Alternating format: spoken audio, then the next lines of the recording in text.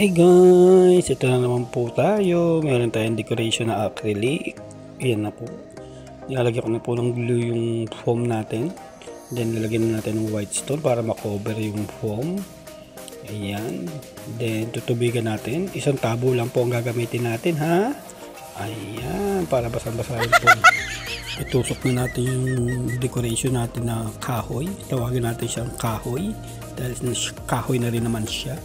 Yan, nilagyan ko na ng support, tinalian ko lang para hindi bumagsak yung kahoy na nilagay kong decoration. Then nilagyan natin support yung foam. Yan, tinusukan ko ng stick. Yung naputol na tulip, yan, nilagay ko yung dahon, sayang kasi pan decoration din.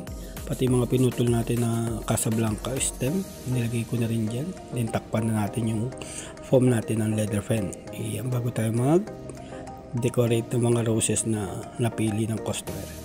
Ayan, palibutan lang natin ng lahat para hindi makita yung foam. Ayan, ganyan lang po, tuloy-tuloy nyo lang po hanggang ma-cover nyo lahat. Then pag na-cover na po natin lahat, simulan na natin magtusukan. Ayan, pwede na natin mga rose. Ayan po ang stomach puti, ilagay ko lang po yung stomach puti. Ayan, tapos yung mga baby rose dinidistribute ko lang po at kinakalat para magmukhang malaki. Laging ganyan ang ating decoration. Then susunod na natin yung mga rose. Ayan ang puting rose.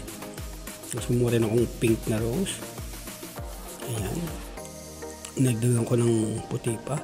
Ayan pa yung baby rose na pink light para mas mukhang maganda.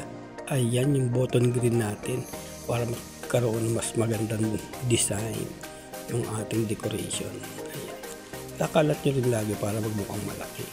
Ayan yung stoma na natira, nilalagay ko rin sa likod.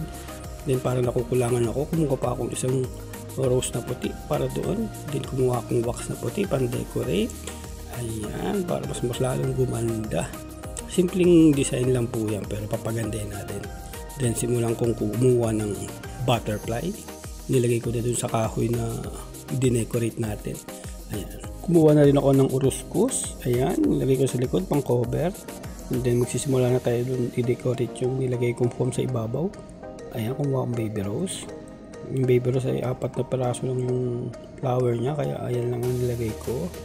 Then kumuha na rin ako ng gypsophilia para i-cover natin yung foam na green sa ibabaw. Ayan ang ating bagong design para maiba-iba naman ang ating presentation sa customer. At tuwan-tuwa naman ang customer dyan at napaganda natin yung simple decoration na yung gusto niya. Ayan, dinalagyan din natin ng cover na green yung likod, ng mga dahon ng leather fan. Ayan, at pagkatapos natin i-arrange na yan, lagyan natin ng logo at isprayan na natin ng pang shiny. Maraming salamat po. God bless po sa lahat ng tumatapos ng video ko. Thank you, thank you.